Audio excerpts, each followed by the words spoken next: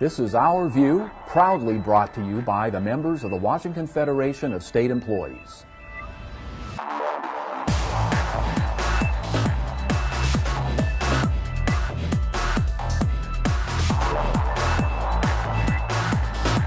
In times like these, looking for a job means turning to the services provided by the Department of Employment Security.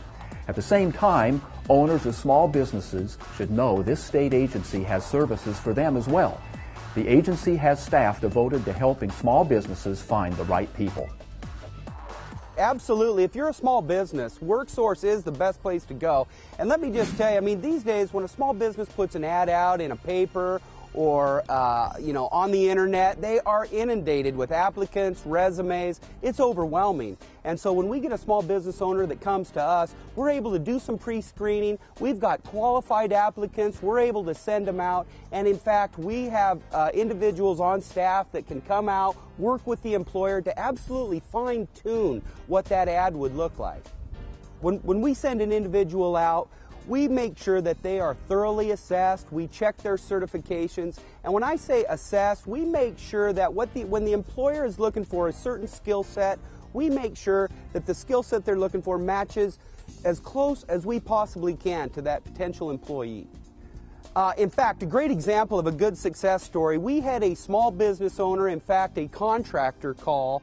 He does remodeling. He was looking for somebody to manage the office. He put an ad out there, and he was just inundated with all those folks. And we said, let us help you. And so we did. We screened some folks, and we found an individual with the skills that exactly matched what he was looking for in managing that office. And in fact, he called me, and he just said, Mark, I just want to say thank you and let you know that this person had his office running like a watch. I mean, he hadn't expected that it would be that good, but she came right in and took over.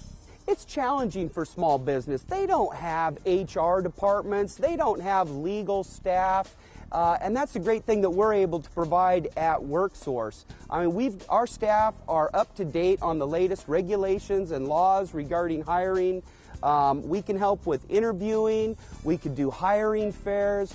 If small business is interested, we've got programs that are pretty exciting. We've got a shared work program where instead of laying folks off that they've already put resources into training, we can help augment their wages so they can keep staff on until a bigger contract is there for that company. Or we've got the Work Opportunity Tax Credit.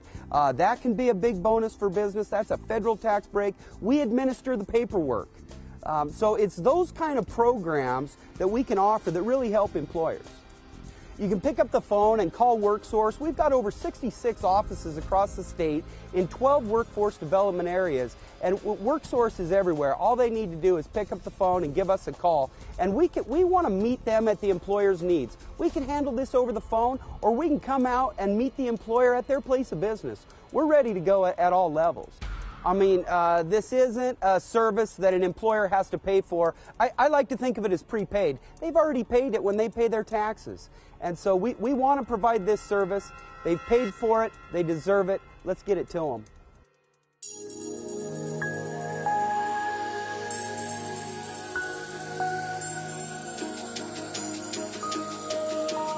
As we watch the world struggle to regain its financial footing, the AFL-CIO representative in Europe says the only way out of this mess is for workers around the world to regain their financial footing, and only then commerce and trade will start moving forward. Well, we have to look at raising aggregate demand in the world economy, and that includes not only the industrialized countries but the developing countries. That means we have to raise people's incomes so that they can afford to buy the products they need to have. They can put food on the table, they can put a roof over their heads, they can get their kids to schools, they can go to clinics. That's the basics. In terms of technology, in terms of research and development, that is a huge field ahead of us. Now that we understand, we should understand, we should be working towards the ratification of the Copenhagen summit coming up in December on the global climate. We think the U.S. administration will be taking a much more positive view of that. But at the same time, What do we do about redesigning work? What do we do about redesigning jobs? Yeah, the U.S. has been losing 650,000 jobs a month in the last few months. That's a horrendous amount. Ukraine recently posted a 30% decrease in its GDP in the last 2 months. In China, 20 million workers, migrant workers, are now out of work because they can't export. The global economy is collapsing. And what we need to do is we need to take a look at a global solution on this, and that is that we need independent trade unions to be able to negotiate with governments and to be able to negotiate with employers on sectoral levels in terms of wage benefits, benefits packages, health care for all workers, education. These are fundamentals. And this is what makes the global economy sustainable. The convention of the Washington State Labor Council featured the director of UCLA's Labor Studies program, who mince no words when it comes to the role of the immigrant in today's workforce. That worker is not the enemy, but is our hope for the future. So if we're serious about securing a progressive majority, we need to pass the Employer Free Choice Act. We need to pass immigration reform. And the reality is that when we only represent 12% of workers in this country and 8% in the private sector, 8% in the private sector, down from 35% back in the 1950s, if we only represent 12 and 8% of workers in this country, we cannot do this alone. We cannot do this alone. And that's why this whole notion of forging labor community partnerships, alliances, coalitions, that's why this whole notion of embracing diversity is not because it's a feel-good thing. It's not because, well, people know that that's what we should do. It's because it is in our direct self-interest to embrace diversity and to forge multiracial unity in this country today.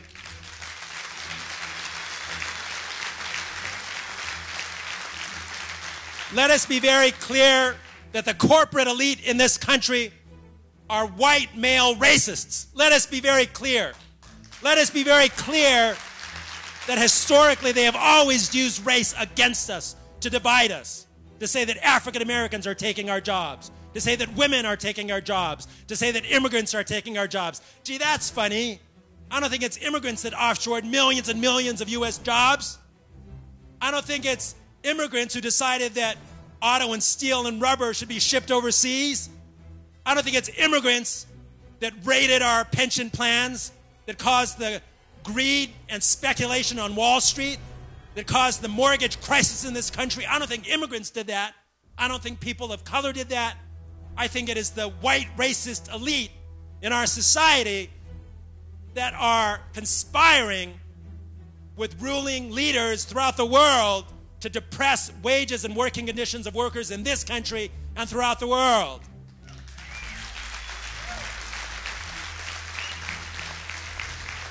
So we have common interests as workers of all colors. This labor movement was built by the blood and the sweat and the tears of generations of immigrants, of generations of people of color, of workers who struggled for a better day, for their children, for their grandchildren. That's the tradition of the U.S. labor movement. That's what we're fighting for. When we're fighting for the future of this country, it is so that we can rebuild the American dream. It is so that we can take back this country. It is so that we can build a society that has more justice and more dignity and more equality for every single working man, woman, and child throughout the country. Thank you very much. October 1917, auto mechanics at dealerships in King County chartered a union of the International Association of Machinists, Local 289. In 1937, Local 289 signed a contract with the King County auto dealers that included a union shop. 40 years later, in 1977, the Dealers Association forced 900 mechanics out on strike over one issue, the union shop. It might have been better had Local 289 accepted the open shop and reorganized the dealers. But they didn't. Members then struck 52 car dealerships. The strike lasted for months before they gave up. Here's more from Ross Reeder. It was the first inkling for Puget Sound workers that they stood on the cusp of a new, meaner era of industrial relations, a movement we're all familiar with over the last 3 decades. In case you haven't noticed, the number 7 keeps coming in this little bit of history. 1917, 1937, 1977. When Auto Machinists Local 289 gave up the strike, there were some with a bit of historical sense who told us it would be 35 years before Local 289 could be successful at reorganizing the now non-union dealerships. But by 1997, there's that number, the auto mechanics had begun to have enough and began to reorganize. It's not going to be easy, and it may look a little different, but it's going to happen. Who knows, maybe by 2017, all King County auto mechanics will once again be organized.